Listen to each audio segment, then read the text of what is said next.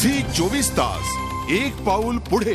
माहीम इमारत दुर्घटनेनंतर महापालिका प्रशासन अति जागरूक झालंय आणि याचा फटका वडाळ्यातल्या मुंबईकरांना बसतोय आणि विशेष म्हणजे महापालिकेच्या कर्मचाऱ्यांनाच हा फटका बसलाय। पाहूया एक रिपोर्ट। ही आहे वडाळा पश्चिमेकडची महापालिकेची 88 टेनामेंट। त्यात 88 कुटुंब राहतात। मात्र महापालिका प्रशासनाकडून सकाळी अचानक मिळालेल्या एका नोटिशीमुळे हे सगळे जण पुरते हादरून गेलेत। या सर्वांना एका चिंतेने ग्रासलंय। पुढच्या 24 तासात त्यांना आपली राहती घरं रिकामी करायची आहेत। 88 टेनामेंट्स मधल्या 3ही इमारती या राहण्यासाठी धोकादायक असल्याचं प्रशासनाला आढळलंय। त्यामुळे आता या कुटुंबांना माहुलमध्ये स्थलांतरित करण्याचा निर्णय प्रशासनाने घेतलाय। आता आमच्या मुलांचं ऍडमिशन वगैरे पैसे आम्ही भरले।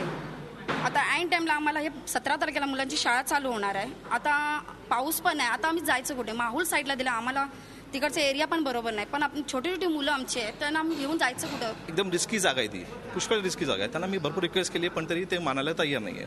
आणि आम्ही सांगितलं सक्सेल ऑडिट करूया, आम्हाला थोडा टाइम पिरियड द्या थोडा। आता जे तुम्ही तर 2 दिवस आम्ही नोटीस दिली आणि सांगतात की तुम्ही तुमचं पाणी बंद करणार, लाईट सप्लाय बंद करणार। आम्ही काय टेन्शन नाही आहे का? स्थानिक शिवसेना नगरसेवक आणि काँग्रेसच्या आमदारांकडून टाळाटाळ झाल्यानं रहिवाशांनी अखेर मदतीसाठी मनसेकडे धाव घेतली। मनसेनं रहिवासी आणि प्रशासनादरम्यान चर्चा घडवली। या चर्चेत प्रशासनाचा भोंगळ कारभार उघडकीस आला।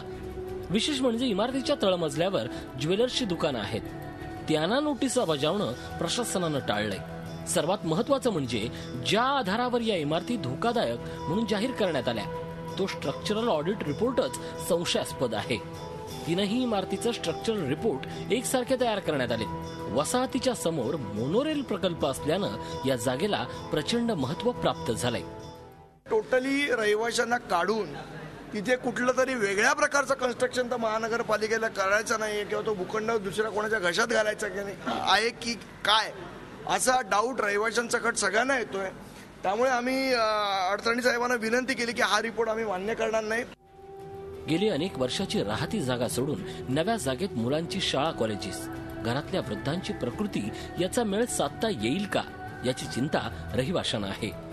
प्रशासनानं पुन्हा एकदा स्ट्रक्चरल ऑडिट करून अंतिम निर्णय घेण्याचं ठरवल्यानं तितकाच काय तो दिलासा या रहिवाशांना मिळालाय। हा रिपोर्ट येईपर्यंत स्थलांतराची टांगती तलवार या रहिवाशांच्या डोक्यावर असणार आहे। दिनेश दुखंडे, झी मीडिया, मुंबई। झी 24 तास एक पाऊल पुढे।